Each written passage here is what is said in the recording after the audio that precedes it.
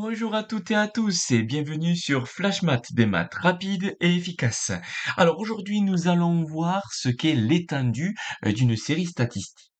Alors l'étendue d'une série statistique est la différence entre la plus grande valeur de cette série et la plus petite valeur. Donc une différence c'est une soustraction, donc en fait on fait la plus grande valeur moins la plus petite valeur. Je rappelle que c'est une valeur de la série, c'est pas les effectifs, hein, on ne fait pas une étendue d'effectifs.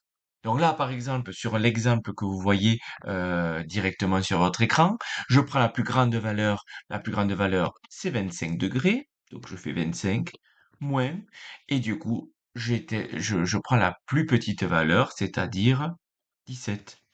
Et donc 25 moins 17, ça nous fait 8, donc on a une étendue de 8 degrés Celsius. Voilà, pas plus que ça, c'est pas le plus dur à calculer en statistique l'étendue. Maintenant, ce que ça signifie l'étendue. En fait, ça permet de comparer si on a des séries qui sont homogènes ou hétérogènes. Ça veut dire quoi? Ça veut dire est-ce que ma liste, elle varie énormément ou elle ne varie pas? Alors bien sûr, ça c'est en comparaison avec d'autres séries. C'est-à-dire que si là Léonie relève la température sur sa terrasse et son copain Paul il relève la température sur sa terrasse aussi, où il habite dans une ville un peu plus loin. Si l'étendue de la série de température de Léonie elle est plus grande que celle de Paul, ben forcément ça sous-entendra que les températures seront plus hétérogènes là où habite Léonie que là où habite Paul. Voilà ce que ça signifie. Voilà.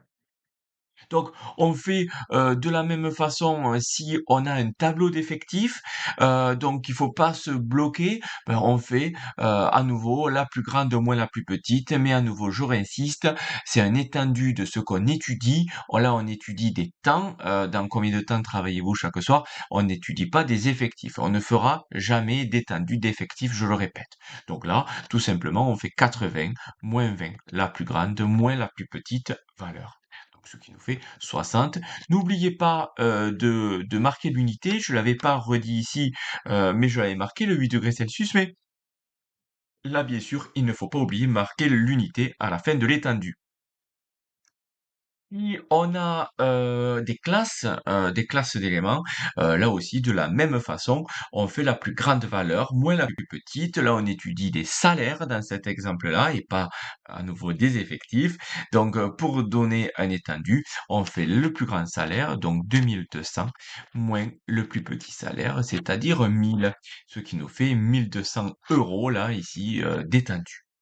Voilà. Juste, je voulais quand même faire un petit point quand on a un diagramme, comme ça.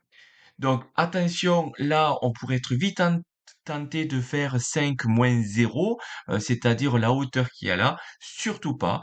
On fait un étendu de ce qu'on étudie, parce que ça, c'est des effectifs, on n'étudie pas ça, on étudie les notes. Donc, on fait la plus grande moins la plus petite. Donc, 17 moins 8, ce qui nous fait 9. Voilà. Donc là, c'est des notes. Donc là, il n'y a pas d'unité. Donc ici, on a une étendue de 9. Attention, si vous avez un autre ici élément qui est 7, mais il n'y en a pas, attention, on ne fait pas 17 moins 7. Parce que on prend un étendu de valeurs qui ont été pris par les élèves. C'est-à-dire, s'il y a personne ici qui a eu une note de 7, on le prend pas en compte, quoi. D'accord? On fait la plus grande valeur moins la plus petite valeur prise. D'accord? Que ça soit pour les élèves, que ça soit pour les salaires et ainsi de suite. Voilà. Bon, j'espère que c'est bien compris. N'hésitez pas à me poser des questions, n'hésitez pas à mettre un petit j'aime et n'hésitez pas à vous abonner à ma chaîne. Allez, je vous laisse passer une bonne journée et en avant les maths!